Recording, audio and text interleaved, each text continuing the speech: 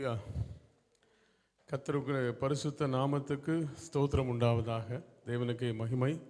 இந்த நாளிலும் முதலாவது முறையாக இன்டர்நேஷ்னல் ஜீசஸ் கமைண்டு எர்லாங்கனில் நடக்கிற தமிழ் ஆராதனையில் கலந்து கொள்ளும்படியாக இரண்டாவது முறையாக கலந்து கொள்கிறேன். இந்த நாளிலும் ஊழியத்தை செய்யும்படியாக கர்த்தர் கொடுத்த தருணத்திற்காக என் தேவனை ஸ்தோத்திரிக்கிறேன். அன்போடு அழைத்த பாஸ்டர் டேவிட் சரவணன் அவர்களுக்கும், சபை தலைவர்களுக்கும், சிஸ்டர் பிரியா அவர்களுக்கும் உள்ளத்தின் ஆழத்திலிருந்து இயேசுவின் நாமத்தில் அன்பின் வாழ்த்துக்கள். கர்த்தருடைய பிள்ளைகள் எங்கெல்லாம் ஒன்று சேருகிறார்களோ அங்கெல்லாம் தெய்வ பிரசன்னம் கடந்து வருகிறது. தெய்வ பிரசன்னம் துதிகளின் மத்தியிலே இருக்கிறது என்று சொல்லி வேதத்தில் பார்க்கிறோம். அவர் துதிகளின் மத்தியிலே வாசமாயிருக்கிற சர்வ வல்லமையுள்ள தேவன். அவர் சொல்ல ஆகும், அவர் கட்டளையிட நிற்கும். இந்த நாளிலும் கர்த்தர் தமக்கு சித்தமானதை இங்கு செய்வாராக, இந்த திருச்சபையில் நிறைவேற்றுவாராக. அவருடைய கண்கள் உங்கள் ஒவ்வொருவர் மீதும் பதிக்கப்பட்டிருக்கிறதை நான் பார்க்கிறேன். ராஜாவின் கண்கள், ராஜாவின் கண்கள், சர்வ வல்லமையுள்ள தேவனுடைய கண்கள் உங்கள் மீது நோக்கமாக இருக்கிறதை நான் பார்க்கிறேன். ஹல்லேலூயா, ஹல்லேலூயா. நன்றி பரிசுத்த ஆவியானவரே, எங்களுக்காக யாவற்றையும் செய்து முடிக்கிறவரே, உமக்கு ஸ்தோத்திரம், ஸ்தோத்திரம், ஸ்தோத்திரம். 1000 தலைமுறைக்கு இரக்கம் செய்கிற சர்வ வல்லமையுள்ள தேவனே, உமக்கு நன்றி, கோடி கோடி நன்றி ஆண்டவரே. அப்பா, உம்மை நோக்கி பார்க்கிறோம். வசனம் தியானிக்கையில் இதயமதில் ஆறுதலே, காரிருளில் நடக்கையிலே தீபமாக வழி நடத்தும், காரிருளில் நடக்கையிலே தீபமாக வழி நடத்தும், திருக்கரத்தால் தாங்கி என்னை திரு சித்தம் போல் நடத்திடுமே. குயவன் கையில் களிமண்ணா அனுதினமும் வனைந்திடுமே. தேவ பிள்ளையே, ஒருவேளை கவலையோடு, பாரத்தோடு, எதிர்காலத்தை குறித்த ஒரு கேள்விக்குறியோடு நீங்க இங்க வந்திருக்கலாம், அல்லது யூடியூப்ல இப்பொழுது பார்த்து கொண்டிருக்கலாம். கர்த்தர் உங்களுக்காக தான் இந்த வார்த்தையை அனுப்பி கொண்டிருக்கிறார். ஆழ்கடலில்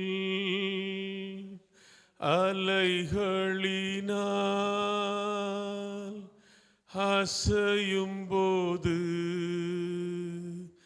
என் படகில்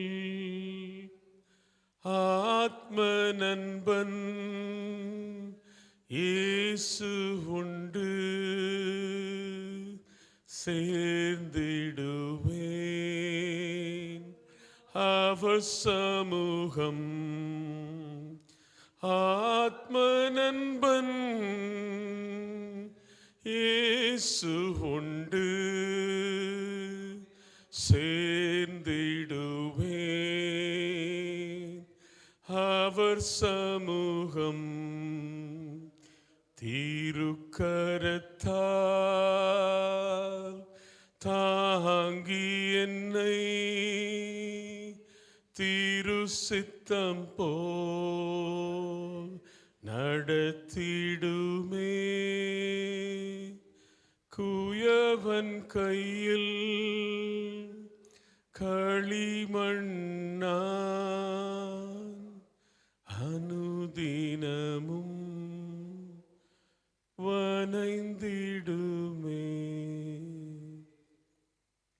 அப்பா, இயேசுவின் நாமத்தில் உம்மை நோக்கி பார்க்கிறோம் சுவாமி. உம்மை நோக்கி பார்த்த முகங்கள் பிரகாசம் அடைந்தது சுவாமி. அவைகள் வெட்கப்படவில்லை அப்பா. வெட்கத்துக்கு பதிலாக ஆனந்த தைலத்தை கொடுக்கிற கர்த்தர் இயேசுவின் நாமத்தினாலே இப்பொழுது இந்த திருச்சபையை நீர் கட்டி எழுப்புகிறதற்காய் ஸ்தோத்திரம் ஆண்டவரே. ஒவ்வொரு உடைந்த உள்ளத்தையும் ஆற்றி தேற்றுவீராக. கட்டுண்டவர்களுக்கு விடுதலையை நீர் கொடுப்பதற்காகவே இந்த திருச்சபையை இந்த இடத்திலே வைத்திருக்கிறீர் சுவாமி. ஹல்லேலூயா. அநேக கட்டுகள் இந்த இடத்திலே முறிக்கப்படும் என்று இயேசு சொல்லுகிறார். அநேக கட்டுகள், மந்திர கட்டுகள், பில்லி சூனிய கட்டுகள் இந்த இடத்துல ஆராதனைக்கு வருகிற ஒவ்வொருவர் மீதும் கட்டுகள் முறிக்கும் வல்லமை இறங்கும் இயேசுவின் நாமத்தினாலே. ஹல்லேலூயா. இயேசுவே உமக்கு நன்றி, இயேசுவே உமக்கு நன்றி. மகா பிரதான ஆசாரியரே உமக்கு நன்றி, நன்றி, கோடி கோடி நன்றி ஆண்டவரே.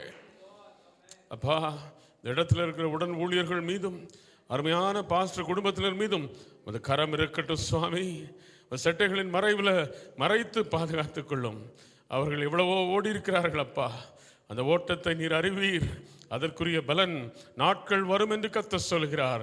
இன்னும் கொஞ்ச காலத்திலே நான் ஒரு பெரிய எழுப்புதலை இந்த பகுதிகளில் அனுப்ப போகிறேன் கர்த்தர் சொல்கிறார். எவர்கள் எல்லாம் ஆயத்தமாக இருக்கிறார்களோ அவர்களை கர்த்தர் அக்கினி ஜுவாலையாக மாற்றப் போகிறார். Whoever is ready, whoever is prepared, God is going to use them to spread the revival fire in this region. Hallelujah. இயேசுவின் நாமத்தினாலே பெற்றுக்கொள்ளுங்கள், இயேசுவின் நாமத்தினாலே பெற்றுக்கொள்ளுங்கள், இயேசுவின் நாமத்தினாலே பெற்றுக்கொள்ளுங்கள். உமது அபிஷேக அக்கினி ஒவ்வொருவர் மீதும் ஊற்றப்படுவதாக அப்பா. ஸ்தோத்திரம், ஸ்தோத்திரம், ஸ்தோத்திரம் ஆண்டவரே. அப்பா, அடியேனை மறைத்து நீர் வெளிப்படும் சுவாமி. இந்த வார்த்தைகள் 30, 60, 100 பலன் கொடுக்கட்டும் அப்பா. உமது வார்த்தை வெறுமையாய் திரும்புவதில்லை. IJG எர்லாங்கன் தமிழ் சபையில் ஆண்டவரே ஒரு பெரிய எழுப்புதலை நீர் கொடு சுவாமி. கொஞ்சம் பேரை வைத்து பெரிய ஆச்சரியமான அற்புதங்களையும் அதிசயங்களையும் நீர் செய்தீரப்பா. அதே போல இங்கு செய்வீரப்பா. அதற்காக ஸ்தோத்திரம். திருக்கரத்திலே எங்களை அர்ப்பணிக்கிறோம். பரிசுத்த ஆவியானவரே பொறுப்பெடுத்துக் கொள்ளும். மீட்பர் இயேசுவின் வல்லமையுள்ள நாமத்தினாலே இந்த ஆசீர்வாதங்களை பெற்றுக்கொள்கிறோம் ஜீவனுள்ள எங்கள் அன்பின் பிதாவே. ஆமேன், ஆமேன். மீண்டுமாக ஒரு முறை உள்ளத்தின் ஆழத்திலிருந்து நன்றிகளை ஏறெடுக்கிறேன். நேற்றைய தினம் கூட பிஷப் கிறிஸ்டியான் ஃப்ரிக்கே அவர்கள் என்னிடத்தில் கேட்டாங்க, உங்களுக்கு ஹோட்டல் ஏதாவது போட வேண்டுமா? என்னோட மனைவியும் பிள்ளைகளும் என்னோடு கூட வருவேன் என்று சொல்லியிருந்ததுனால இன்றைக்கு காலையில் நாங்கள் கிளம்பி வந்தோம். வர வழியில் ஒரே ஸ்னோ. எனக்கு ஆச்சரியமாக இருந்தது. ஏப்ரல் 21 இந்த நாளில் இங்கே நூரம்பர்க் நெருங்கும் பொழுது பயங்கர ஒரு ஸ்னோ கல்மழை போன்று இருந்தது. மியூனிக்கில் நாங்கள் கிளம்பும் பொழுது அப்படி இல்லை. ஆனாலும் கர்த்தர் சரியான நேரத்திற்கு எங்களை அழைத்து கொண்டு வந்தார். தோள்களில் சுமந்து கொண்டு வருகிற கர்த்தர் இந்த நாளிலும் இந்த இடத்துல வந்து இந்த தேவனுடைய வார்த்தையை கொடுப்பது தேவ சித்தமாக இருக்கிறது. ஏனென்றால் கர்த்தர் உங்களுடைய உள்ளத்தை அறிந்தவராக இருக்கிறார். He is looking into your hearts and he is rewarding you for your faithfulness. எவ்வளவுக்கு அதிகமாக நம்ம உண்மையாக இருக்கிறோமோ அவ்வளவுக்கு அதிகமாக திருச்சபையை வர்த்திக்க பண்ணுகிறார். ஆரம்ப காலத்தில் என்னுடைய ஊழியத்தில் அங்கே மினிக் சென்று ஆரம்பிக்கும் பொழுது இதே போன்றுதான் ஒரு சின்ன ஒரு கூட்டத்தோடு நான் பிரசங்கம் பண்ணி கொண்டிருந்தேன். அப்போல்லாம் ஆன்லைன்லாம் கிடையாது. பைபிள் எடுத்துகிட்டு வந்தோம், ஜெபம் பண்ணிட்டு பைபிள் எடுத்துகிட்டு வந்து அப்படியே பிரசங்கம் பண்ண வேண்டியதான். நம்ம அன்பு சகோதரனும் என்னை போல அப்படியே பிரசங்கம் செய்கிறவர் தான். பைபிளை வச்சுட்டு நம்ம பாட்டுக்கு 3/4 மணி நேரம் 1 மணி நேரம் விட்டாலும் பிரசங்கம் பண்ணுவார். ஹல்லேலூயா. ஆகையால் அவரோடு சேர்ந்து இந்த இடத்துல தேவனை ஆராதிப்பது கர்த்தர் கொடுத்த ஒரு பெரிய பாக்கியம் என்று நான் கர்த்தருக்குள் விசுவாசிக்கிறேன். ஏனென்றால் கர்த்தருக்கு பயந்தவர்கள் ஒருவரோடு ஒருவர் பேசிக்கொள்ளுவார்கள். கர்த்தர் அவர்கள் யாவற்றையும் என்ன செய்கிறாரோ உற்று கவனிக்கிறார். நம்ம பேசுறது செய்கிறது, நம்ம இருதயத்தில் இருக்கிற அங்கலாய்ப்புகள் எவ்வளவோ இருக்கலாம், அது எல்லாவற்றையும் அவர் கவனித்து கொண்டிருக்கிறார். சீக்கிரத்திலே அவர் நியாயம் செய்கிற தேவனாக கடந்து வருகிறார். ஹல்லேலூயா.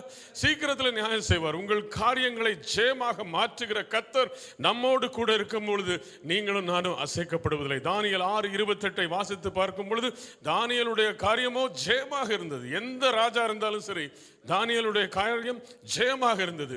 இந்த பட்டணத்தில் நீங்கள் எடுக்கின்ற எல்லா காரியங்களும் ஜெயமாக மாறும் இயேசுவின் நாமத்தினாலே. எதிர்த்து வருகின்ற தடைகள், பிசாசின் கிரியைகளை நீர் கொடுத்த அதிகாரத்தின்படி அப்பா நசரேயனாகிய இயேசுவின் நாமத்தினாலே நான் துரத்துகிறேன் ஆண்டவரே. செயலற்று போவதாக.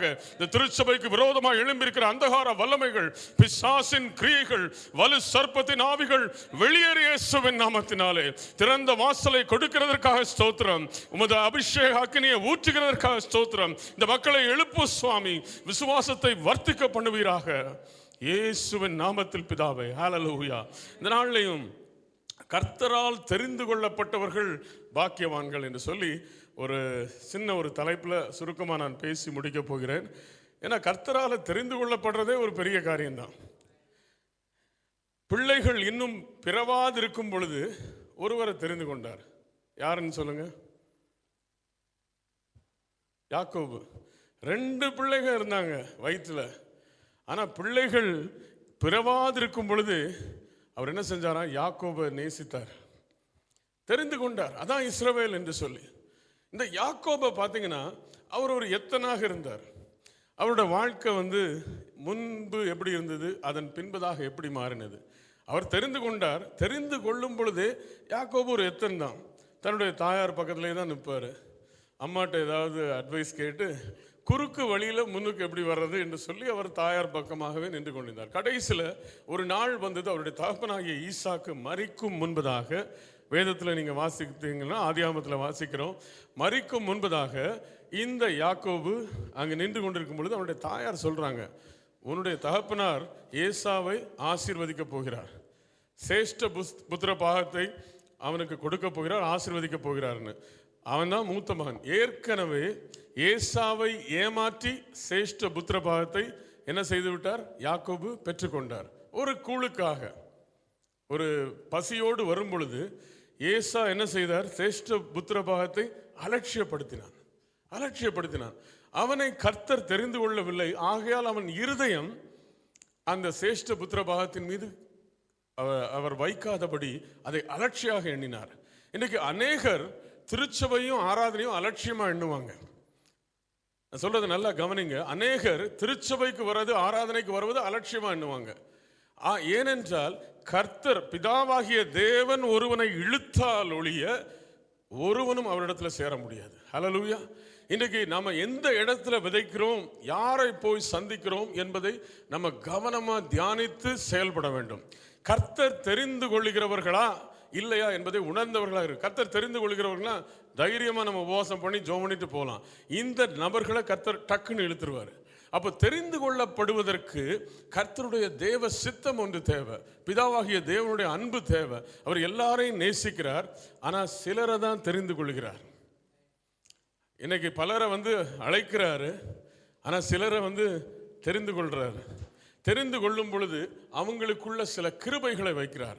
When he is calling people, he is calling everybody, but he is choosing a few people and into them he is pouring out his grace. அந்த கிருபை இருக்கும் பொழுதுதான் நீங்களும் நானும் அவர் பக்கமாக நிற்க முடியும். இந்த கிருபை எவ்வளவு பெரிய கிருபை! இந்த கிருபையை குறித்து பேச வேண்டும் என்றால் பேசிக்கொண்டே போகலாம். அதனால் தான் பாடகர் எனக்கா இத்தனை கிருபைன்னு பாடுறாரு ஜான் ஜெபராஜ். என்மேல் அளவற்ற கிருபை, எவ்வளவு கிருபை, எவ்வளவு கிருபை சொல்லிக்கொண்டே போகலாம். உங்க வாழ்க்கையில, என் வாழ்க்கையில அந்த கிருபை மட்டும் இல்லாவிட்டால் இன்றைக்கு நம்ம எங்க இருந்திருப்போம்? ஊழியத்தின் பாதையில சரி, குடும்ப வாழ்க்கையில சரி, ஆவிக்குரிய வாழ்க்கையில சரி, எவ்வளவோ வழுவி போன நாட்கள்ல கூட கர்த்தர் கரம் பிடித்து உயர்த்தினது. அப்போ அவர் தெரிந்து கொள்ளப்பட்டவர்களை நம்ம சந்திக்க அழைக்கப்படுகிறோம். You have to identify the people whom God has marked and chosen. யாக்கோபுடைய வாழ்க்கையில் ஆரம்பத்தில் அவ்வளோ பொய்யும் பித்தலாட்டமும் இருந்த பொழுதிலும் கர்த்தர் வெறுக்கலை அவனை. அப்படியே தான் இருந்தான். கடைசியில் ஒரு நாள் முதல்ல தன் சகோதரனை ஏமாற்றி சேஷ்ட புத்திர பாகத்தை எடுத்தார். இரண்டாவது தன் தகப்பனை ஏமாற்றி ஆசீர்வாதத்தையும் பெற்றுக்கொண்டார்.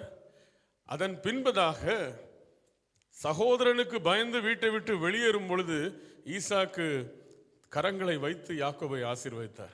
அப்பொழுதுதான் உண்மையான ஆசீர்வாதம் அவருக்கு வந்தது. ஆனால் இன்னும் அவர் முழுமையாக மனம் மாறல. எல்லாவற்றையும் எடுத்துக்கொண்டு அவர் அங்கு பயணமாக செல்கிறார். அங்கு நீங்கள் பார்த்தீங்கன்னா அவருடைய வாழ்க்கையில் எவ்வளவு தனிமையான ஒரு நேரம் ஒன்று வந்தது.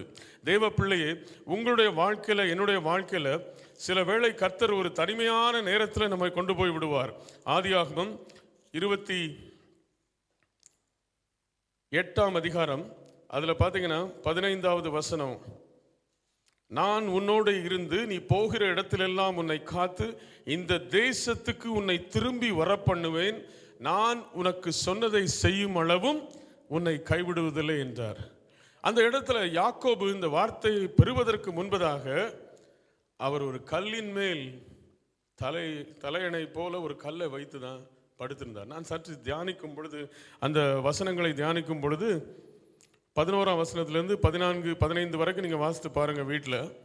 அந்த கல்லின் மேல் நித்திரை செய்யும்படி படுத்து கொண்டான். நான் யோசித்தேன், பிரயாணமாய் செல்கிறவர்கள் ஒரு மூட்டை துணியை வைத்திருப்பார்கள். அந்த மூட்டை துணியின் மீது தலையணை போல வைத்து தூங்கக்கூடும். ஒருவேளை கள்ளர்கள் அவருடைய எல்லா வைத்திருந்த பொருட்கள் எல்லாவற்றையும் எடுத்து சென்றிருக்கலாம். எல்லாம் இழந்த நிலைமையில இருந்த யாக்கோபு, நம் வாழ்க்கையில எல்லாம் இழந்த நிலைமையில இருக்கும் பொழுதுதான் அப்ப கர்த்தருடைய சத்தம் தெளிவாக கேட்கும். கர்த்தர் என்ன செய்வார்னா, ஒரு இடத்திற்கு தனியாக நம்மை கொண்டு போய் விடுவார். ஏன்னா நம்ம முழு கவனம் அவர் மீது இருக்க வேண்டும். In order to grab our full concentration, he will make everybody leave, even our relatives will leave. என்னோடு கூட ஊழியத்தில் ஓடுவேன் என்று சொன்னவர்கள் கூட நின்று விடுவார்கள். ஆனால் பிரியமானவர்களே, கர்த்தர் ஒரு நாளும் கைவிடாத நேசராக நம்மோடு கூட வருகிறார். ஆகையால் யாக்கோபு அந்த இடத்துல படுத்திருந்த பொழுது அவருடைய எண்ணம் எல்லாம், ஐயோ கர்த்தர் இல்லையே என்று ஏக்கத்தோடு படுத்திருந்தார். அப்பொழுது அந்த இடத்துல பார்த்தீங்கன்னா ஒரு சொப்பனத்தை கண்டார். வானத்தின் பலகணிகள் அவருக்கு திறந்தது. வானத்தின் பலகணிகள் அவருக்கு திறந்தது. அதற்கு மேலாக கர்த்தர் நின்று, நான் உன் தகப்பனாகிய ஆபிரகாமின் தேவனும் ஈசாக்கின் தேவனுமாகிய கர்த்தர், நீ படுத்திருக்கிற பூமியையும் உனக்கும் உன் சந்ததிக்கும் தருவேன் என்று வாக்கு கொடுத்தார். ஆதியாகமம் 28:13 கர்த்தரே வாக்கு கொடுக்கிறார்.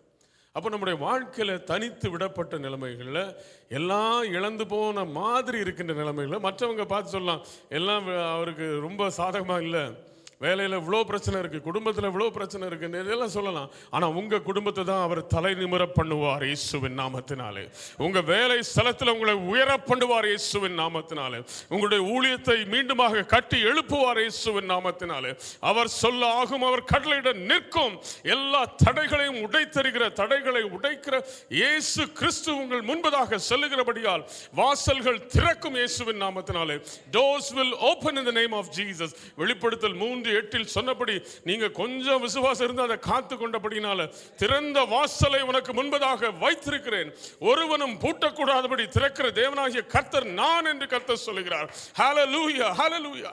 யாக்கோபுக்கு அந்த இடத்துல என்ன செய்வது என்று தெரியல, எல்லாம் போயிருச்சு. என்னுடைய மாமனாருடைய வீடு எங்க இருக்குதோ, மாமாவுடைய வீடு, லாபானுடைய வீடு எங்க இருக்குன்னு தெரியாது. படுத்திருந்த பொழுது கர்த்தர் வாக்கு கொடுக்கிறார். என்ன சொல்றாரு? உன் சந்ததி பூமியின் தூளை போல் இருக்கும். அப்பவே சொல்லிட்டார்.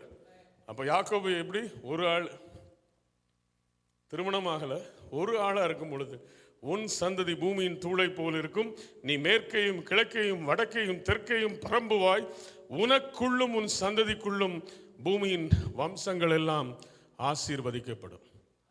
ஹல்லேலூயா. இந்த வார்த்தைகள் இங்க இருக்கிற ஒவ்வொருவரும் நீங்க எடுத்துக்கொள்ளுங்க. ஆதியாகமம் 28:15 இந்த திருச்சபையில் நீங்கள் ஒரு 10 வருஷம் கழித்து பார்க்கும் பொழுது கர்த்தர் உங்களையும் அப்படி தான் வர்த்திக்க பண்ணியிருப்பார். நான் உன்னோடு இருந்து நீ போகிற இடத்துல உன்னை காத்து இந்த தேசத்துக்கு உன்னை திரும்பி வர பண்ணுவேன், நான் உனக்கு சொன்னதை செய்யும் அளவும் உன்னை கைவிடுவதில்லை. அவர் என்ன சொல்றாரு? பூமியின் தூளை போல் இருக்கும்னு யாக்கோபுக்கு சொன்னார். இங்கேயும் கணக்கற்ற ஆத்துமாக்களை கர்த்தர் ஊற்றப் போகிறார். அதற்காக நம்ம என்ன செய்யணும்? யாக்கோபு நித்திரை தெளிந்து விழித்த பொழுது, மெய்யாகவே இந்த ஸ்தலத்தில் கர்த்தர் இருக்கிறார், இதை நான் அறியாதிருந்தேன். பலவேளை ஆராதனைக்கு நம்ம வரோம், இந்த இடத்துல உட்கார்றோம், ஆனால் கர்த்தர் இங்கு உலாவிக் கொண்டிருக்கிறார். இந்த இடத்துல, இதே இடத்துல எத்தனையோ முறை, எத்தனையோ வருடங்களாக நாங்கள் குடும்பமாக ஆராதித்திருக்கிறோம் மேலே. ஆனால் முதன்முறையாக இந்த இடத்தை நாங்கள் பார்வையிட்ட பொழுது, இதற்கு முன்பதாக இருந்த பிஷப் டாட் பேக்லி இப்போ அமெரிக்கா ஐக்கிய நாட்டில் இருக்கிறாரு, அவரும் நானும் தான் இந்த இடத்த பார்த்தோம். ஒழுங்கின்மையாக ஒரு இருட்டடைஞ்ச ஒரு இடம் மாதிரி இருந்தது. அதை பிஷப் கிறிஸ்டியன் ஃப்ரிக்கே அழகாக திருத்தி எடுத்து நல்லா ரெனோவேட் பண்ணி அருமையாக மாற்றியிருக்கிறார். எத்தனையோ முறை, ஆனால் அவருக்கு ஒரு விருப்பம் இருந்தது இதை அடைய வேண்டும் என்று. ஆனால் அடுத்த கட்டத்தில் கொடுத்தாரு. அதான் பவுல் சொல்றாரு, நான் நட்டேன், அப்போலோ நீர் பாய்ச்சினா, தேவன் விளைய செய்தார். ஹல்லேலூயா. இன்னைக்கு நம்முடைய வாழ்க்கையில் நம்ம எல்லாரும் கிறிஸ்தவ ஊழியத்தில் ஒரு ரிலே ரன்னர்ஸ் மாதிரி தான். நமக்குரிய ஓட்டத்தை முடிச்சு பேட்டனை அடுத்த ஆள் கையில் கொடுக்கணும். அந்த நோக்கத்தோடு நீங்களும் நானும் செயல்பட்டு கொண்டிருக்கும் பொழுது கர்த்தர் பெரிய காரியங்களை செய்வார். யாக்கோபு அந்த இடத்துல பார்த்து அவன் பயந்து, இந்த ஸ்தலம் எவ்வளவு பயங்கரமாக இருக்கிறது என்று சொன்னான். ஆதியாகமம் 28:17 எவ்வளவு பயங்கரமாக இருக்கிறது. ஆகையால் தெரிந்து கொள்ளப்பட்டவர்கள் சிலர் என்று பார்க்கிறோம். யாக்கோபோட உதாரணத்தை சொன்னேன். இன்றைக்கு நம்ம தியானிக்கிற வேத வசனம், உம்முடைய பிரகாரங்களில் வாசமாக இருக்கும்படி நீர் தெரிந்து கொண்டு சேர்த்து கொள்ளுகிறவன் பாக்கியவான், உம்முடைய பரிசுத்த ஆலயமாகிய உமது வீட்டின் நன்மையால் திருப்தியாகும். அப்போ யாக்கோபு முதல்ல என்ன செய்தான்னா, அந்த ஸ்தலத்தில் தேவன் இருக்கிறார் என்று சொல்லி அதற்கு பெத்தேல் என்று பெயரிட்டான் என்று பார்க்கிறோம். அதுக்கப்புறம் தேவனை தம்முடைய சொந்த தெய்வமாக அவன் அந்த இடத்துல முடிவெடுத்துட்டான். என்ன சொல்றான் அந்த இடத்துல பார்த்தீங்கன்னா, ஒரு பொருத்தனை ஒன்று செய்கிறார். ஆதியாகமம் 28:20 பார்த்தீங்கன்னா, தேவன் என்னோட இருந்து நான் போகிற இந்த வழியில் என்னை காப்பாற்றி உண்ண ஆகாரமும் உடுக்க வஸ்திரம் எனக்கு தந்து என்னை என் தகப்பன் வீட்டிற்கு சமாதானத்தோடு திரும்பி வர பண்ணுவாரானால் கர்த்தர் எனக்கு தேவனாய் இருப்பார். அந்த பொருத்தனை ஒன்று. He made a vow with God. Not only that, he connected himself with the God Almighty. வேதத்தில் பார்க்கிறோம். சங்கீதம் 33:12 எடுத்து வாசித்து பார்த்தீங்கன்னா, கர்த்தரை தங்களுக்கு தெய்வமாக கொண்ட ஜாதியும் அவர் தமக்கு சுதந்திரமாக தெரிந்து கொண்ட ஜனமும் பாக்கியம் உள்ளது. அவர் தெரிந்து கொள்ளப்பட்ட ஜனமாக நீங்களும் நானும் இருப்பதினால்தான் பாக்கியம் உள்ளவர்களாக இருக்கிறோம். வேலை ஸ்தலத்தில் ஏன் உங்களை கனப்படுத்துகிறார்? ஏன்னா கர்த்தருடைய ஜனம் என்று கர்த்தர் சொல்லி வச்சிருப்பாரு. உங்களுடைய வீசா காரியங்கள், உங்களுடைய வேலை காரியங்கள், கவலையப்படாதீங்க. என்ன காரியமாக இருந்தாலும் கர்த்தரிடத்துல சொல்லுங்க, அவர் வழியை வாய்க்க பண்ணுவார் இயேசுவின் நாமத்தினாலே. எந்த தடையாக இருந்தாலும் சரி. சில வேலை கிடைக்கவில்லை என்று சொல்லி வருத்தப்படாதீங்க. அதை விட பெட்டரான வேலையை கர்த்தர் உங்களுக்காக வைத்திருப்பார். என்னுடைய வாழ்க்கையில் அப்படி பல முறைக்கு நடந்திருக்கு. ஒரு இன்டர்வியூவில் ரிஜெக்ட் பண்ணிட்டாங்க. கடைசி நிமிஷம் 6-7 ரவுண்ட் போனதுக்கு அப்புறம் ரிஜெக்ட் பண்ணாங்க 2015. அதன் பின்பதாக நான் ரொம்ப வருத்தப்பட்டேன். லாஸ்ட் இன்டர்வியூ இது கிடைச்சிருந்தா எனக்கு ஊழியத்துக்கும் பிரயோஜனமாக இருக்குமே என்று சொல்லி நான் வருத்தப்பட்ட நிலையில் சரியா 1 வருடம் கழித்து இன்னொரு கம்பெனியில் வேலை கிடைச்சு அதை காட்டிலும் மேலானது. அது கர்த்தர் வைத்திருக்கிற நன்மை உங்களாலையும் என்னாலையும் கிரகிக்க முடியாது. We cannot understand the fullness of the blessings of the Almighty God. ஏன்னா அது நம்முடைய சிந்தனைக்கு அப்பாற்பட்டது. கருமையானவர்களே, இந்த திருச்சபையை குறித்த திட்டத்தையும் நோக்கத்தையும் கர்த்தர் என்ன வைத்திருக்கிறார்னு நம்மில் ஒருவருக்கும் தெரியாது. ஏனென்றால் நாட்கள் வரும் என்று கர்த்தர் சொல்கிறார். இந்த இடத்துல அநேகம் ஆயிரம் ஆத்துமாக்களை கர்த்தர் கொள்ளை பொருளாக கொடுக்க போகிறார். இங்கு மாத்திரம் இல்ல, நீங்க ஜெபிக்கிற ஜெபத்துல அங்க மேல நடக்கிற இங்கிலீஷ் ஆராதனையிலும் ஆயிரக்கணக்கான ஆத்துமாக்கள் வரும். இந்த இடத்துல பெரிய எழுப்புதலை கர்த்தர் கொடுக்க போகிறார். அதற்காகவே உங்களையும் என்னையும் அழைத்திருக்கிறார் இயேசுவின் நாமத்தினாலே. ஆகவே எனக்கு அருமையான ஜனமே, மனம் கலங்காதிருங்கள்.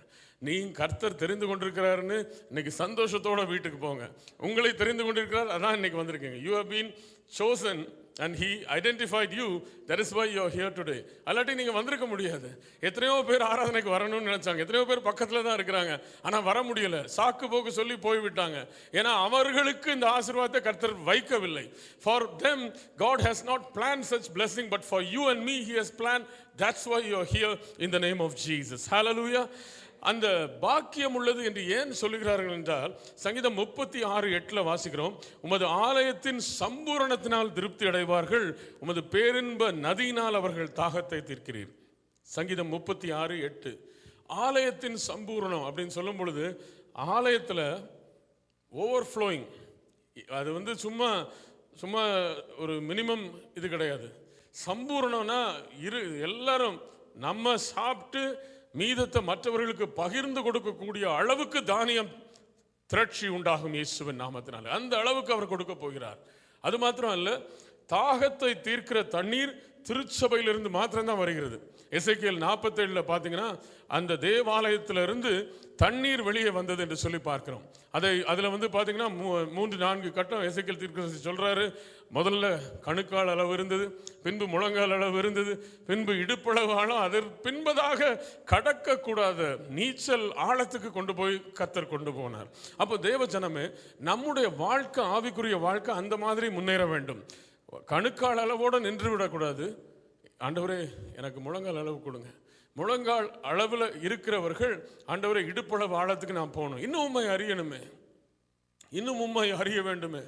மோசே அதான் சொன்னான், ஆண்டவரே நான் இன்னும் உம்மை அறிய வேண்டும் என்று சொல்லி. யாத்திராமம் 33ஆம் அதிகாரத்தில் வாசித்து பார்த்தீங்கன்னா 13-14 ஆண்டவரே நான் இன்னும் உம்மை அறிய வேண்டும் என்று சொல்லி உம்முடைய வழிகளை எனக்கு தெரிவியும் என்று சொல்லி கேட்கிறார். அவ்வளோ பெரிய தேவ மனிதன், முகமுகமாய் பேசியிருக்கிறாரு 10 கற்பனைகளை பெற்ற பொழுதெல்லாம். ஆனால் அந்த இடத்துல இன்னும் அறிய வேண்டும், உம்முடைய வழிகளை எங்களுக்கு அறிவியும், இந்த ஜாதி உம்முடைய ஜனம் என்று நினைத்தருளும் என்று சொல்லி கெஞ்சுகிறார்.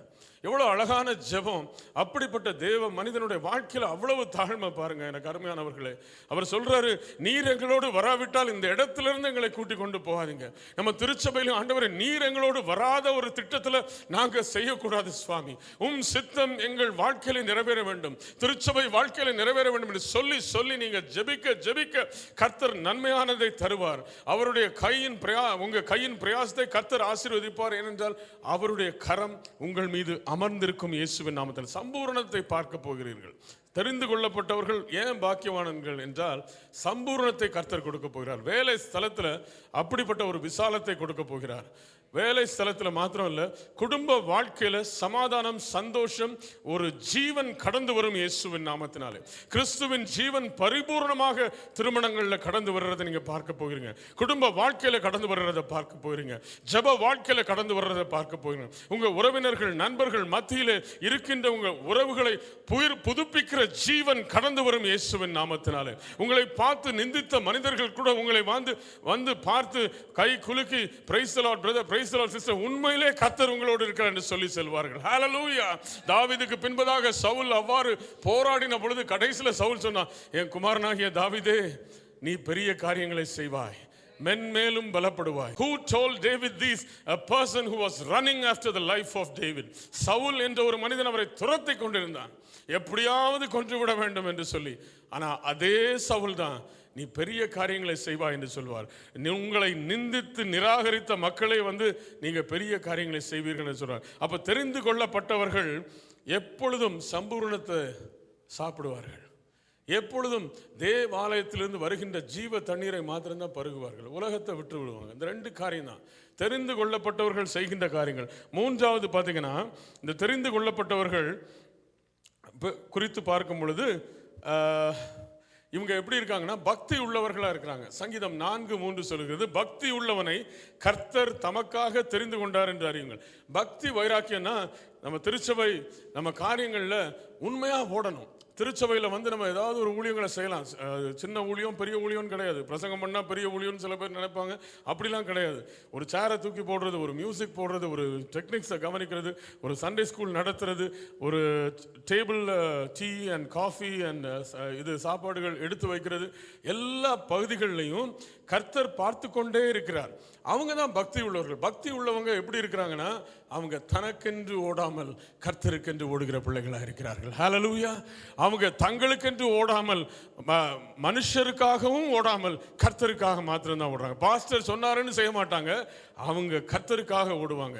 இரவும் பகலும் யார் அப்ரிஷியேட் பண்ணலனாலும் ஓடுகின்ற ஒரு கூட்டத்தான் கர்த்தருங்க எழுப்ப போகிறார். ஏனென்றால் கர்த்தருக்காக ஓடும் பொழுது ஒரு நாளும் நம்ம பிரயாசம் வீணா போகாது. ரோமர் 8:30 எடுத்துக்கொண்டீங்கன்னா, எவர்களை முன் குறித்தாரோ அவர்களை அழைத்திருக்கிறார், எவர்களை அழைத்தாரோ அவர்களை நீதிமான்கள் ஆக்கியிருக்கிறார், எவர்களை நீதிமான்கள் ஆக்கியிருக்கிறாரோ அவர்களை மகிமைப்படுத்தியும் இருக்கிறார்.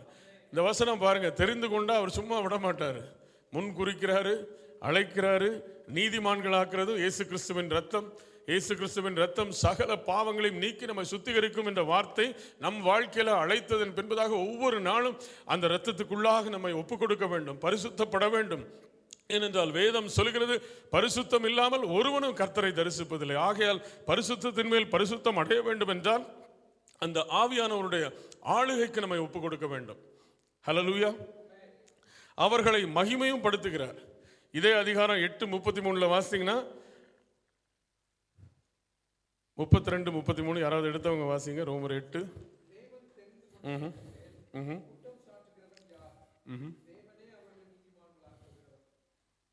ஹல்லேலூயா! தேவன் தெரிந்து கொள்ளவர்கள் மேல் குற்றம் சாட்டுகிறவன் யார்? தேவனே அவர்களை நீதிமான்கள் ஆக்குகிறவர். ஆகையால் யாராவது உங்களை பற்றி குற்றம் சாட்டி விட்டால் கவலைப்படாதீங்க. ஆண்டவர் சொல்றாரு, நான் தான்ப்பா உன்னை நீதிமான் ஆக்குறேன். என் மகளை நான் தான் உன்னை நீதிமான் ஆக்கியிருக்கிறேன். மற்றவர்கள் காரணமில்லாத குற்றத்தை சுமத்தின பொழுதிலும் அதை பார்த்து நீ மனம் கலங்காது. இந்த ஊழிய ஓட்டத்தில் நம்ம பார்த்தோம், பாக்கியம் உள்ளவர்கள் என்றால் நம்ம சம்பூரணத்தினால் நிறைந்தவர்களாக, தேவாலயத்தினுடைய சம்பூரணத்தினால் நிறைந்தவர்களாக இருக்கிறோம். ரெண்டாவது பார்த்தோம், அந்த ஜீவ தண்ணீர் உள்ள நதிகள், அந்த ஜீவ தண்ணீர் உள்ள நதிகள் ஆண்டவர் இயேசுவிடத்தில் மாத்திரம்தான் இருக்குது. யோவான் 7:37-39 பார்த்தோம் என்றால், ஒருவன் தாகமாக இருந்தால் என்னிடத்தில் வந்து பானம் பண்ண கடவன், நான் கொடுக்கும் தண்ணீரை குடிக்கிறவனுக்கு ஒரு காலம் தாகம் இராது என்று சொல்லி சமாரிய ஸ்திரீக்கு யோவான் 4ஆம் அதிகாரத்தில் கொடுத்துருக்கோம். உலகத்திற்கான தாகம் நம்ம விட்டு கம்ப்ளீட்டா அகன்று போய்விடும். அப்படி இருக்க வேண்டும். மூன்றாவது பார்த்தீங்கன்னா, பக்தி உள்ளவர்களாக இருக்கிறார்கள். அவர்கள் தேவனுடைய வீட்டில் இருக்கிறவர்கள், தேவன் தெரிந்து கொள்ளவர்கள், தேவனுடைய வீட்டில் வாசமாக இருக்கிறவர்கள். அந்த வாசமாக இருக்கிறவர்கள் எப்படி இருக்கிறாங்கன்னா, பக்தி வைராக்கியம் உள்ளவர்களாக இருக்கிறாங்க. நான்காவதாக பார்த்தீங்கன்னா, 1 தெசலோனிக்கேயர் 2ஆம் அதிகாரம் 13ஆம் வசனத்துக்கு திருப்பிக் கொள்வோம்.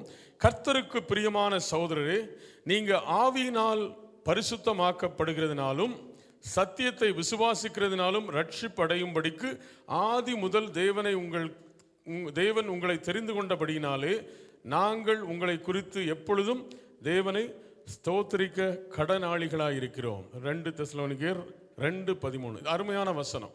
அப்போ தெரிந்து கொண்டவர்கள் எதற்காக தெரிந்து கொள்ளப்பட்டார்கள்னா, அவருடைய வீட்டில் வாசமாக இருப்பதற்கு. அந்த வாசமாக இருக்கிறவர்கள் வீட்டின் நன்மையினால் திருப்தி ஆறார்கள். வீட்டின் நன்மை இல்லை, அந்த வீட்டில் உள்ள பலனால் திருப்தி ஆறாங்க. அவர்கள் எப்படி இருக்கிறார்கள் என்றால், அவங்க ஜீவ தண்ணீரை மாத்திரம் பருகுகிறவர்களாக இருக்கிறார்கள். அவர்கள் வேற எந்த உலக காரியத்திற்கும் போகல. சங்கீதம் 36:8 பார்த்தோம், வாயத்தில் உள்ள சம்பூர்ணத்தினால் திருப்தி அடைவார்கள், உமது பேரின்ப நதியினால் அவர்கள் தாகத்தை தீர்க்கிறீர்கள். அப்போ வாசமாக இருக்கிறவர்கள் தான் இந்த எல்லா பாக்கியத்தையும் சுதந்திரத்தை கொள்கிறார்கள். அப்போ ஆராதனையில் ஜஸ்ட் ஒரு ஞாயிற்றுக்கிழமை மாத்திரம் நம்ம வந்துட்டு போனோம்னா முழுமையான ஆசீர்வாதத்தை பெற்று செல்ல முடியாது. இங்கிருந்து அக்கினியை பெற்று வீட்டில் அந்த அக்கினி ஒவ்வொரு நாளும் இன்னும் மென்மேலும் வளர வேண்டும். அப்போ அவரோடு உறவு ஒவ்வொரு நாளும் நம்ம வைக்க ஆலயத்தில் உள்ள சம்பூரணத்தினால நீங்களும் நானும் திருப்தி ஆறோம். பேரின்ப நதியினால நம்ம தாகம் தீர்க்கப்படுகிறது. அது மாத்திரம் அல்ல, மூன்றாவது பார்த்தோம், பக்தி வைராக்கியம் உள்ளவர்களாக கர்த்தர் நம்மை மறுரூபப்படுத்துகிறார். சின்ன சின்ன காரியங்கள் சபையில் நடக்கும் பொழுதும் நம்ம அதை பொருட்படுத்தாதபடி கர்த்தரை மாத்திரம் நம்ம முன்னோக்கி கொண்டு நமக்கு நியமிக்கப்பட்டிருக்கிற ஓட்டத்தில் பொறுமையோடு ஓடுவோம். எபிரேயர் 12ஆம் அதிகாரம் 2ஆம் வசனத்தில் அப்படிதான் வாசிக்கிறோம். மேகம் போன்ற திரளான சாட்சிகள் நம்மை சூழ்ந்து கொண்டிருக்கிற பாரமான யாவற்றையும் நம்மை சுற்றி நெருங்கி நிற்கிற பாவத்தையும் உதறி தள்ளிவிட்டு விசுவாசத்தை துவக்கிறவரும் முடிக்கிறவருமாகிய இயேசு கிறிஸ்துவை நோக்கி நமக்கு நியமிக்கப்பட்டிருக்கிற ஓட்டத்தில் பொறுமையோடு ஓடக்கடவும். அவ்வாறு நம்ம வாசமாக இருக்கிறவர்கள் நிலைத்திருப்பார்கள். சின்ன காரியத்தில் உடனே திருச்சபை விட்டு வெளில போயிட மாட்டாங்க, நிலைத்திருப்பார்கள். They will stand firm because they look around at the cloud of witnesses that is around them. They will look at Jesus Christ alone, who is the author and finisher of our faith, and they will run the race with endurance. And so has God called you and me. கர்த்தர் அதற்காக தான் உங்களை என்னை அழைத்திருக்கிறார். பொறுமையோடு ஓடுவதற்காக அழைத்திருக்கிறார். அவர்கள் தான் தேவனுடைய வீட்டிலே வாசமாக இருக்கிற தேவ ஜனமாக இருக்கிறார்கள். ஹல்லேலூயா, ஹல்லேலூயா. அவர்கள் அவ்வாறு வாசமாக இருக்கிறவர்களுடைய வாழ்க்கையில ஒரு மறுரூபம், மறுமலர்ச்சி நடக்கிறது. தெரிந்து கொள்ளுகிறவர்கள் அந்த சங்கீதத்தை பார்த்தீங்கன்னா, வாசமாக இருக்கும்படி நீர் தெரிந்து கொண்டு சேர்க்கிறவன் தான் பாக்கியவான். அவர் எதற்கு தெரிந்து கொள்கிறார்னா, முதலாவது வாசமாக இருப்பதற்கு தெரிந்து கொள்கிறார். வாசமாக இருக்கிறவர்கள் எப்படி இருக்கிறாங்கன்னா, பக்தி வைராக்கியம் உள்ளவர்களாக இருக்கிறாங்க. சங்கீதம் 4:3 அது மாத்திரம் அல்ல, அவர்கள் தேவாலயத்திலிருந்து வருகின்ற ஒரு ஆசீர்வாதத்தினால் சம்பூரணத்தினால் மாத்திரம் திருப்தி அடைவாங்க. வேற எதுக்கும் போய் அங்கே இங்கேயும் அலையிறதில்லை. இங்கே கொஞ்சம், வெளியில் கொஞ்சம். உலகத்தில் சொல்லுவாங்க, என்ன இவ்வளோ தூரம் இப்படி போயிட்டு இருக்கீங்க, உங்கள் வேலையில் இன்னும் ப்ரொமோஷன் வரலையே, இப்படி பண்ணுங்க, இந்த பட்டணத்தை விட்டு வேற பட்டணத்துக்கு போனீங்கன்னா இன்னும் சம்பளம் கிடைக்கும்னு சொல்லுவாங்க. ஆனால் கர்த்தர் எங்கே அழைத்தாரோ அந்த இடத்துல நீங்களும் நானும் இருக்கும் பொழுது அதில் தான் சம்பூர்ணம் வருது. கொஞ்சம் கிடைத்தாலும் அது திருப்தியாக இருக்கும். சம்பூர்ணத்தினால் திருப்தி அடைவார்கள் தான் வேதத்தில் போட்டிருக்கு. உலக காரியத்திற்கும் உலக இச்சைகளுக்கு விலகி ஓடுகிற ஒரு சந்ததியாக கர்த்தர் நம்மை மறுரூபப்படுத்துவார். அதான் ஆசீர்வாதம், அதான் பாக்கியம் நம்முடைய வாழ்க்கையில் வருகிறது. அந்த உலக காரியத்திற்கு விலகி ஓட வேண்டும் என்றால் ஜீவ தண்ணீர் தருகின்ற இயேசு கிறிஸ்துவை மாத்திரம் நம்ம நோக்கி அங்கு மாத்திரம் தான் பருக வேண்டும். உலகத்திற்கு விலகி உலக ஆசாபாசங்களுக்கு விலகி கர்த்தரை மாத்திரம் நம்பி இருக்கிற ஒரு சந்ததியாக மறுரூபப்படுத்துகிறார். நான்காவதா பார்த்தீங்கன்னா, 2 தெசலோனிக்கேயர் 2:13, ஆவியினாலே பரிசுத்தமாக்கப்படுகிறதற்கு தங்களை ஒப்பு கொடுத்தவர்கள். 2 தெசலோனிக்கேயர் 2:13, ஆவியினாலே ஆக்கப்படுவதற்கு தங்களை ஒப்பு கொடுத்தவர்கள். Let the holy spirit try to transform us. ஆவியானவருக்கு ஒப்பு கொடுக்கிறவர்கள். சங்கீதம் 143 10 வாசிக்கிறோம், உமக்கு பிரியமானதை செய்ய எனக்கு கற்றுத்தாரும் தேவனே, நீரே நல்ல தேவன், உமது நல்ல ஆவி என்னை செம்மையான வழியிலே நடத்துவாராக. So you have to yield to the Holy Spirit. எவ்வளவுக்கு அதிகமாக நம்ம பரிசுத்த ஆவியானவருக்கு வழி நடத்தலுக்கு நம்ம ஒப்பு கொடுக்கிறோமோ அவ்வளவுக்கு அதிகமாக பரிசுத்த ஆவியானவர் நம்மை பரிசுத்தப்படுத்த முடியும். அதுதான் தேவனுடைய வீட்டில் வாசமாக இருக்கிறவர்கள் பெறுகின்ற ஒரு ஆசீர்வாதம். வாசமாக இருக்க வேண்டும் என்றால் சின்ன சின்ன தடைகள் வந்தாலும் ஆவியானவர் சொல்லுவார், பரவாயில்ல மகனே மகளே, ஒன்றும் இல்லை, continue to run, continue to serve. சிலர் பார்த்தீங்கன்னா சின்ன கஷ்டம் வந்தவொடனே சர்வ் பண்ணுறதை நிப்பாட்டிடுவாங்க. வீட்லேயும் அப்படி தான். வீட்டில் கணவன் கொஞ்சம் கோபமாக பேசிட்டார் அல்லது மனைவி கொஞ்சம் கோபமாக பேசிட்டாருன்னா கணவர் பேச மாட்டார், சில வேலைகள் செய்ய மாட்டார், நீயே பண்ணு அப்படின்றவர். அல்லது கொஞ்சம் வெங்காயம் ஏதாவது வெட்டி கொடுப்பாரு, அதையும் விட்டுருவார்.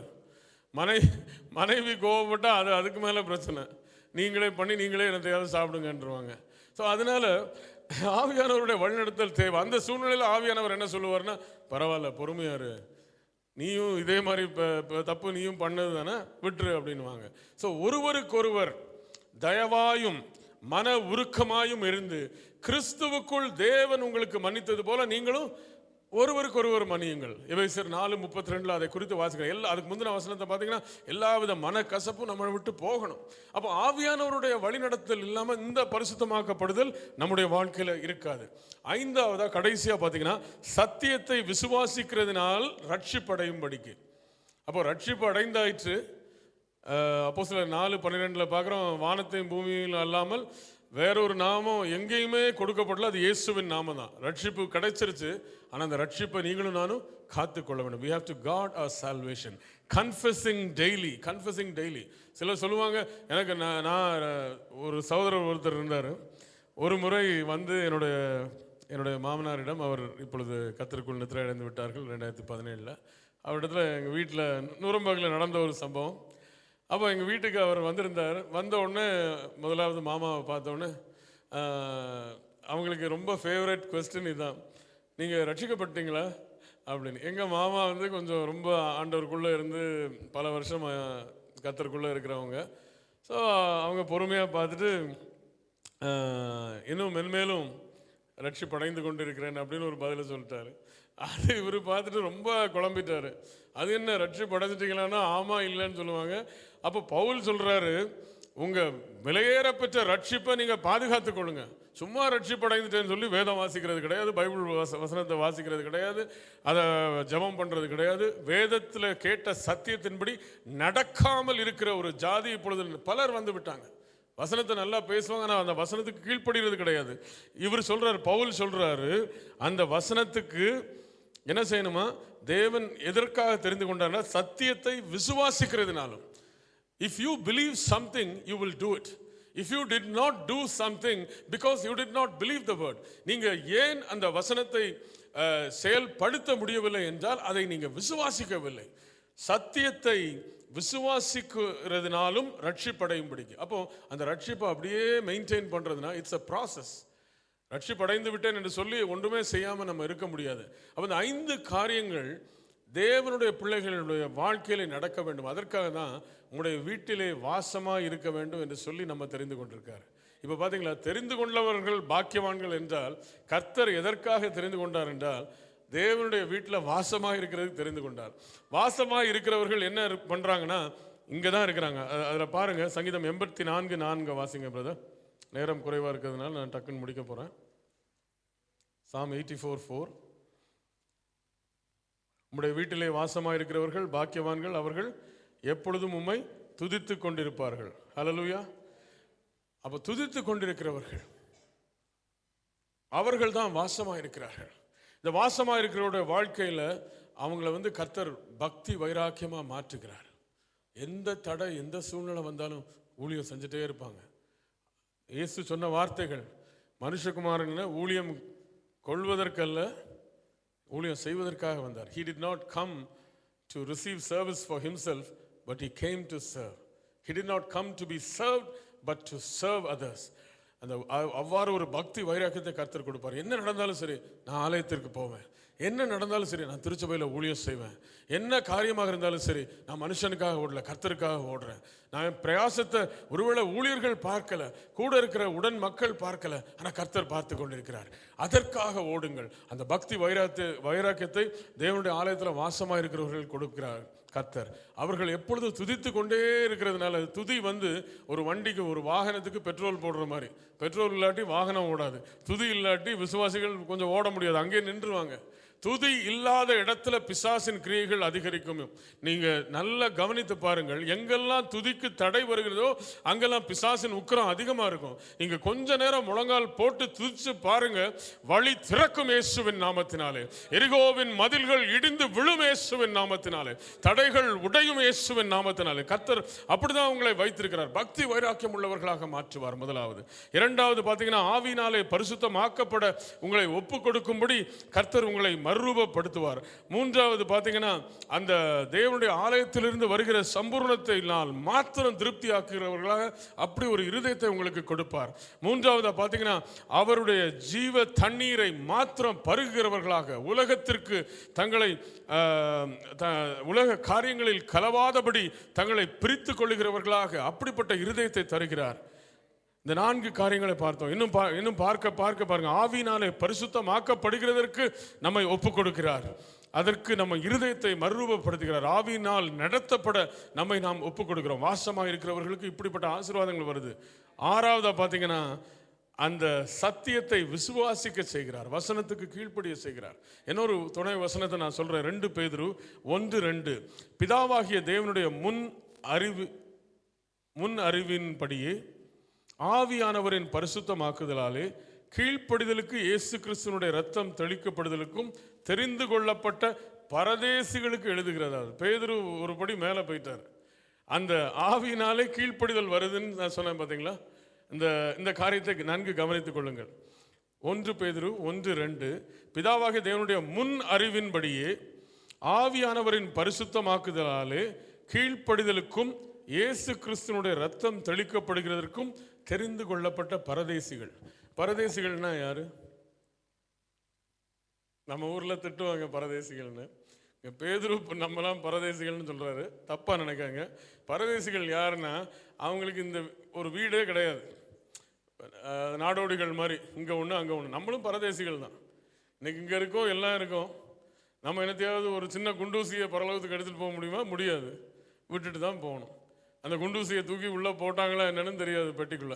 அது மாதிரி நம்முடைய குடியிருப்பு பரலோகத்தில் என்று நினைக்கிற நீங்களும் நானும் பரிசுத்த ஆவியானவருடைய பரிசுத்தமாக்குதல்ல ஒரு கீழ்ப்படுதல் நமக்குள்ள வருதான். அதனாலதான் ஆவியில ஜெபம் பண்ண வேண்டும். துதிக்கும் பொழுது ஆவியில நிரம்பி ஜெபம் பண்ண ஒரு கீழ்ப்படுதல் தானாவே வந்துவிடும். நம்ம கர்த்தருக்கு கீழ்ப்படுகிறது போல நம்ம கூட இருக்கிற கணவன் மனைவிமாரும் ஒருவருக்கு ஒருவர் கீழ்ப்படிவாங்க. நம்மளை பார்த்து நம்ம பிள்ளைங்க கீழ்ப்படிவாங்க. நம்ம சபையில் இருக்க சகோதர சகோதரிகளும் நம்ம கர்த்தருக்கு கீழ்ப்படுகிறதை பார்த்து அவர்களும் கர்த்தருக்கு தங்களை ஒப்பு கொடுப்பார்கள். ஆகையால் இந்த வசனத்தை நன்கு வீட்டில் வாசிங்க. அது மாத்திரமல்ல, இயேசு கிறிஸ்துனுடைய ரத்தம் தெளிக்கப்படுதலுக்கும் 2 காரியத்தை சொல்றாரு. ஆவியானவர் மறுரூபப்படுத்துறாரு, ஆனாலும் அது பத்தாது, ரத்தம் தெளிக்கப்பட வேண்டும். ஏன்னா ஒவ்வொரு நாளும் நம்ம ஏதாவது காரியத்தில் தவறி விடுகிறோம். யாக்கோபு அப்போஸ்தலர் சொல்ற, நம்ம அநேக வேளைகளில் தவறி விடுகிறோம். வேதத்தில் 1 யோவானில் வாசிக்கிறோம், நம்மிடத்துல பாவம் இல்லை என்று சொல்வோமானால் நம்மை நாமே வஞ்சிக்கிறவர்களாக இருப்போம். 1 யோவான் 1ஆம் அதிகாரத்தில் நம்முடைய பாவங்களை நாம் அறிக்கையிட்டால் பாவங்களை மன்னித்து எல்லா அநியாயத்தையும் நீக்க இயேசு கிறிஸ்து எப்படி இருக்கிறாரா? உண்மையும் நீதியும் உள்ளவராக இருக்கிறார். ஆகையால் எனக்கு அருமையான தேவஜனமே, இந்த இடத்துல இந்த விசுவாசத்தின் அறிக்கை அது மாத்திரம் அல்ல, அந்த ஆவியானவருக்கு ஒப்பு கொடுக்கிறது, அதான் கீழ்ப்படிதலை கொடுக்குது. ஒரு வசனம், இன்னொரு வசனத்தை வாசிப்போம். ரோமர் 10:9 வாசிங்க பிரதர். அதன் பின்பதாக நான் ஜஸ்ட் சம்மரைஸ் பண்ண போறேன்.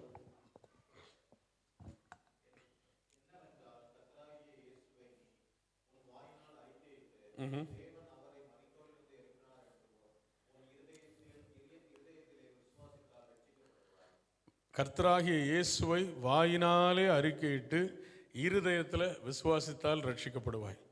அப்போ இந்த ரட்சிப்பு ஒவ்வொரு நாளும் நம்ம வாழ்க்கையில் கிரியை செய்யணும். நம்முடைய நடத்தையில் கிரியை செய்யணும்.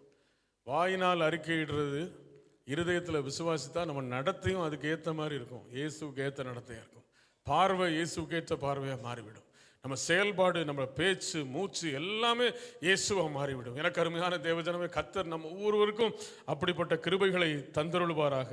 வேதத்தில் வாசிக்கிறோம், சங்கீதம் 65:4 உம்முடைய பிரகாரங்களில் வாசமாக இருக்கும்படி நீர் தெரிந்து கொண்டு சேர்த்து கொள்கிறவன் பாக்கியவான்.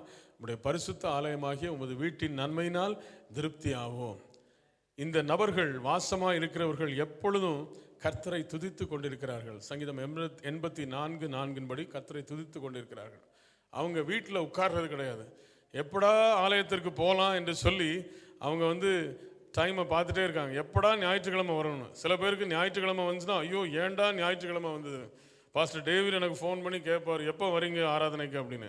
அப்படி இல்லை, எப்போ கர்த்தரை தேடணும், எப்போ வாய்ப்பு கிடைக்கும் அப்படின்னு சொல்லி தான் நம்ம ஓடி வரணும். சங்கீதம் 84:10 பார்க்குறோம், 1000 நாளை பார்க்கிலும் உமது பிரகாரங்களில் செல்லும் ஒரே நாள் நல்லது. ஒரு நாள் போதும் ஆண்டவரே, 1000 நாளுக்கு சமம் உம்முடைய பிரகாரங்களில் ஒரு நாள்.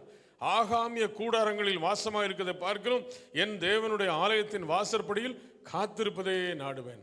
வாசற்படியில் காத்திருப்பதே நாடுவேன். எனக்கு அருமையானவர்களே, அந்த வாசமாக இருக்கிறவர்கள் அவரை துதித்துக் கொண்டிருக்கிறார்கள். இந்த வாசமாக இருக்கிறவர்கள் இரண்டாவது பார்த்தீங்கன்னா, அந்த அவருடைய ஆலயத்தில் உள்ள சம்பூர்ணத்தினால் மாத்திரம் திருப்தி அடைகிறார்கள். மூன்றாவது பார்த்தீங்கன்னா, அந்த பேரின்ப நதி இயேசு கிறிஸ்துவின் ஜீவ தண்ணீரை மாத்திரம் பருகிறவர்களாக இருக்காங்க. உலக காரியங்களுக்கு தங்களை விலக்கி, தங்களை பிரிக்கப்பட்ட, நீங்களும் நானும் பிரித்தெடுக்கப்பட்டவர்கள். அதை ஒரு நாளும் மறந்து விடக்கூடாது. நம்ம ஆலயத்திற்கு வரோம், ஊழியத்தை செய்யறோம், கர்த்தரை பின்பற்ற தொடங்கிட்டா உலகம் கொஞ்சம் கொஞ்சமா நம்மளை விட்டு விலகும். உலக மக்கள் நம்மளை விட்டு விலகுவாங்க. நீங்க மனம் கலங்காதீங்க. ஏன்னா உலகம் எல்லாம் மாயை. உலகத்தில் உள்ள எல்லாமே மாயை தான். உலக நண்பர்கள் இன்னைக்கு வருவாங்க, நாளைக்கு போயிடுவாங்க. உன் கூட கடைசி வரைக்கும் இருக்கேன்னு சொல்லுவாங்க, 2 நிமிஷத்துல ஓடிடுவாங்க. எங்க போனாங்கன்னே தெரியாது. உலகத்தை நம்பினா நம்ம வருத்தப்பட வேண்டிய நாட்கள் வரும். அதனால உலகத்தை விட்டு விடுவோம். நான்காவதா பார்த்தீங்கன்னா, அந்த மக்கள் தங்களை பரிசுத்த ஆவியானவருடைய வழிநடத்தலுக்கு ஒப்பு கொடுக்கிறதுனால அவர்கள் கீழ்ப்படிதல் உள்ளவர்களாக அவர்கள் நடக்கிறார்கள். அவருடைய வாழ்க்கையிலே கீழ்ப்படிதல் கடந்து வருகிறது. 1 பேதுரு 1:2 2 தெசலோனிக்கர் 2:13 முற்பகுதியின்படி கீழ்ப்படிதலுக்கு தங்களை ஒப்பு கொடுத்தவர்கள். பரிசுத்தமாக்கப்படுதல், கீழ்ப்படிதல். பரிசுத்த ஆவியின் மூலமாக பரிசுத்தமாக்கப்படுதல், கீழ்ப்படிதல், 2 காரியம் வருது அதன் மூலமாக. ஐந்தாவதா பார்த்தீங்கன்னா, சத்தியத்தை விசுவாசிக்கிறதுனாலே ரட்சிப்படையும்படிக்கு, அந்த சத்தியத்தை விசுவாசிக்கிறதுனாலே ரட்சிப்படையும்படிக்கு தங்களை ஒப்பு கொடுத்தவர்கள், அந்த வசனத்துக்கு ஒப்பு கொடுத்தவர்கள். ரோமர் 10:9 அவர்கள் நாவினாலே அறிக்கையிட்டு, வாயினாலே அறிக்கையிட்டு, இருதயத்தில் விசுவாசிக்கிறாங்க. ஒவ்வொரு நாளும் விசுவாசிக்கிறாங்க. ஒவ்வொரு நாளும் வெளியில் செல்லும் பொழுது, நான் இயேசுவின் பிள்ளை, நான் இயேசுவின் பிள்ளை, இயேசுவை பின்பற்றி நடக்கிறேன் என்று மாத்திரம் சொல்லுகிறவர்கள். இயேசுவின் பின்னே நான் போக துணிந்தேன், நான் பின்னாடி நோக்கி பார்ப்பதில்லை, பின்னானவைகளை மறந்து முன்னானவைகளை நாடி ஓடுகிறேன் என்று பவுல் பிலிப்பியர் 3:13 சொன்னது போல, தேவ ஜனமே அவ்வாறு முன்னானவைகளை நோக்கி ஓடுங்கள். பின்னாடி பல காரியங்கள் தவறாக நடந்திருக்கலாம், இழப்புகள் நேர்ந்திருக்கலாம், தோல்விகளை நீங்க சந்தித்திருக்கலாம், அல்லது உடைக்கப்பட்ட நிலையிலே நீங்க இருக்கலாம், பாவங்கள் உங்களை மேற்கொள்ள முயற்சித்திருக்கலாம். அதன் மத்தியிலும் இயேசு கிறிஸ்துவின் இரத்தம் உங்களுக்காக பரிந்து பேசிக் கொண்டிருக்கிறது. ஹல்லேலூயா. 1 பேதுரு 1:2 அவருடைய இயேசு கிறிஸ்துவினுடைய இரத்தம் தெளிக்கப்படுதலுக்கு நம்ம ஒப்பு கொடுக்க வேண்டும். ஆறாவதா சொல்றேன், இந்த கடைசியோடு இதோடு நான் இந்த வார்த்தையை முடிக்க விரும்புகிறேன். 6 காரியங்கள் தேவனுடைய வீட்டில் வாசமாக இருக்கிறவருடைய வாழ்க்கையில் பலிக்கும் இயேசுவின் நாமத்தினாலே. ஹல்லேலூயா. நீங்க எப்படி இருக்கும் பொழுது பாருங்க, உங்க வாழ்க்கையில பாக்கியவான்கள் என்று மற்றவர்கள் சொல்லுவார்கள். தேவனை நீங்க பாக்கியவதிகள், பாக்கியவான்கள் என்று சொல்லுவார். உங்களுடைய வாழ்க்கையில் இப்பொழுது நம்ம கொஞ்ச நேரத்தில் இப்போ எழுந்து நின்று உங்களுக்காக நாங்கள் ஜெபிக்க போகிறோம். பிரதர், ஒரு 5 minutes இருக்குமா? ஓகே, தயவுசெய்து எல்லாரும் இருந்த இடங்களில் எழும்பி நில்லுங்க. கடைசியா ஒரு காரியத்தை சொல்லி முடிக்கிறேன். 1 தீமோத்தேயு 6:12 1 தீமோத்தேயு 6:12 ஏழாவதா, அந்த வாசமாக இருக்கிறவர்கள் விசுவாசத்தின் நல்ல போராட்டத்தை போராடுகிறவர்களாக இருக்கிறார்கள், நித்திய ஜீவனை நோக்கி ஓடுகிறவர்களாக இருக்கிறார்கள். 7 காரியங்களை கர்த்தர் நம் ஒவ்வொருடைய இருதயத்திலும் பதித்து நமக்கு ஞாபகத்தில் ஒவ்வொரு நாளும் நினைப்பூட்டுவார்கள். 1 தீமோத்தேயு 6:12 விசுவாசத்தின் நல்ல போராட்டத்தை போராடு, நித்திய ஜீவனை பற்றிக்கொள், அதற்காகவே நீ அழைக்கப்பட்டாய்.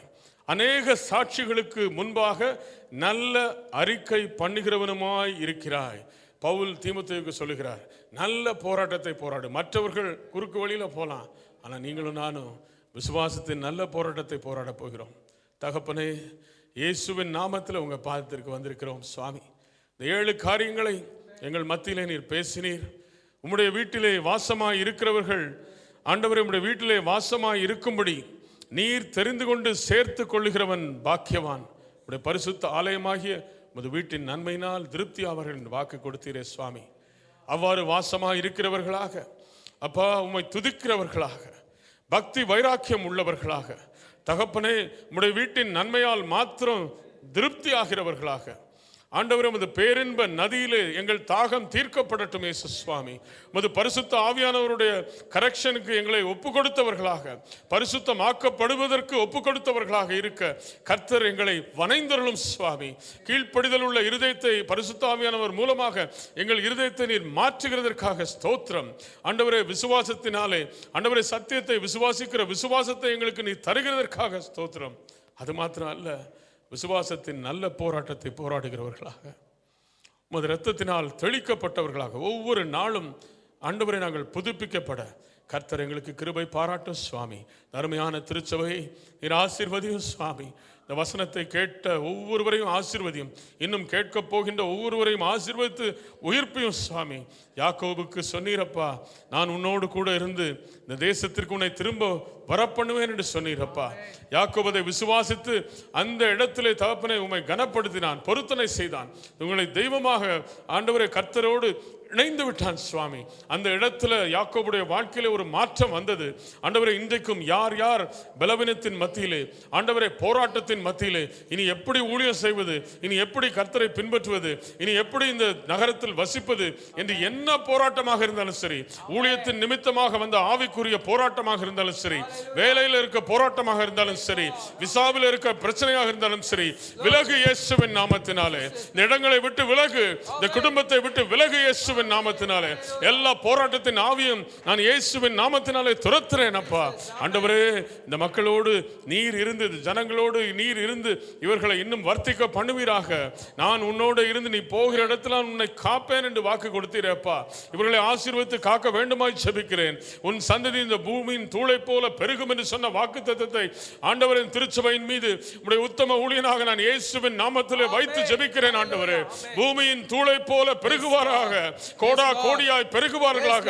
ஆண்டவரே, வேலை ஸ்தலங்களில் எல்லா பெருக்கத்தை நீ தர வேண்டுமாய் ஜெபிக்கிறேன். அது மாத்திரம் அல்லப்பா, குடும்ப வாழ்க்கையில ஒரு உயிர் மீட்சியை தர வேண்டுமாய் ஜெபிக்கிறேன். பிரிந்திருக்கிற குடும்பங்கள் ஒன்று சேரட்டும் இயேசுவின் நாமத்தினாலே. ஆண்டவரே, வேலை contracts, work contracts, the Lord is telling me again and again, work contracts are getting extended. வேலையில் இருக்கிற பிரச்சனைகள் மறைகிறது நான் பார்க்கிறேன். ஆண்டவரே, வேலை வாய்ப்புகள் பெருகட்டும், வேலை வாய்ப்புகள் பெருகட்டும், விசா கிடைக்கட்டும். Let the new job come. I declare it in Jesus name. ஆண்டவரே, இன்றைக்கு வராதவர்கள் அநேகர் இருக்கலாம் சுவாமி. அவர்களும் தகப்பனே, ஒர்க் கான்ட்ராக்ட் நிமித்தம் ஆண்டவரே தடைபட்டு இருக்கின்ற ஒரு அன்பு சகோதரன் ஒரு குடும்பத்தை நான் பார்க்கிறேன். அன்பு சகோதரனே, இந்த இடத்துல கர்த்தர் உங்களை அழைத்திருக்கிறார். God has called you here in this place. When you are in the right place, God is going to lift you up. உங்களை கர்த்தர் உயர்த்த சித்தம் கொண்டிருக்கிறார். கர்த்தருடைய சத்தத்துக்கு கீழ்ப்படிந்து நீங்க நடக்கும் பொழுது பெரிய காரியங்களை இங்க பார்க்க போகிறீங்க. ஹalleluya, ஹalleluya. ஆண்டவரே, இந்த எர்லாங்கன் தமிழ் சபையை நீர் ஆசீர்வதித்து வர்த்திக்க பண்ணுவீராக. அன்றைக்கே நீர் சொன்னீரப்பா, உர்ஸ்பர்க்ல இருந்து ஃபுர்த் வரை நூரம்பர்கை சுற்றிலும் உள்ள எல்லையில் உள்ள ஜனங்களை நீர் உம்முடைய ராஜ்யத்திற்கு சேர்ப்பதற்காகவே இந்த திருச்சபையை ஏற்படுத்தியிருக்கிறீர். பிதா குமாரன் பரிசுத்த ஆவியின் நாமத்தினாலே அருமையான திருச்சபையும் ஊழியர்களையும் உடன் ஊழியர்களையும் நான் ஆசீர்வதித்து ஜெபிக்கிறேன் அப்பா. பிஷப் ஃப்ரிகேயும் ஆசீர்வதித்து ஜெபிக்கிறேன். Lord, I pray for Bishop Frike that you will touch him and heal him, oh God. Let the fever leave. I command it in Jesus name. I, Lord, pray for Catherine and the children that you will bless them and prosper them, Lord. Under International Jesus Gemeinde ஊழியங்கள் எங்கெல்லாம் நடைபெறுகிறதோ எல்லா இடத்திலும் ஆசீர்வாத மழையை ஊற்றுவீராக தகப்பனே. கடைசி நாட்களில் உமக்காக நிற்கின்ற திருச்சபையாக எங்கள் திருச்சபையை நீர் வணைந்தருளும் சுவாமி. எங்களை தாழ்த்தி அர்ப்பணிக்கிறோம். நான் அப்பிரயோஜனமான ஊழியக்காரன் அப்பா. என் கடமையை மாத்திரம் நான் செய்திருக்கிறேன். இந்த வார்த்தைகள் 1000 மடங்கு பெருக்கத்தை உங்களுடைய பிள்ளைகளுக்கு கொடுக்கட்டும். உடைந்த உள்ளத்தோடு இருக்கிற என் அன்பு சகோதரனே, கர்த்தர் உங்களை கண்ணோக்கியமாக இருக்கிறார். கர்த்தர் உங்கள் பேரில் கண்ணோக்கமாக இருக்கிறார். நீ இழந்தது எல்லாவற்றையும் திரும்ப பெறுவாய்.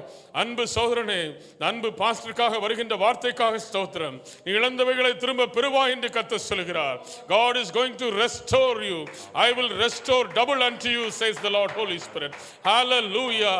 Mi batokuru mikara mashandara bikalama. Hallelujah. யோசேப்பின் வில் பலமாய் இருந்தது போல எத்தனை வில் வீரர்கள் எதிர்த்து வந்தாலும் எதிர்க்கக்கூடிய பலனை இந்த சௌரனுக்குள் நான் வைத்து செபிக்கிறேன், குடும்பத்திற்குள் வைத்து செபிக்கிறேன். இயேசுவின் நாமத்தில் பிதாவே, உமக்கே துதியான மகிமையையும் செலுத்துகிறோம். இயேசுவின் நாமத்தில் பிதாவே. ஆமென், ஆமென்.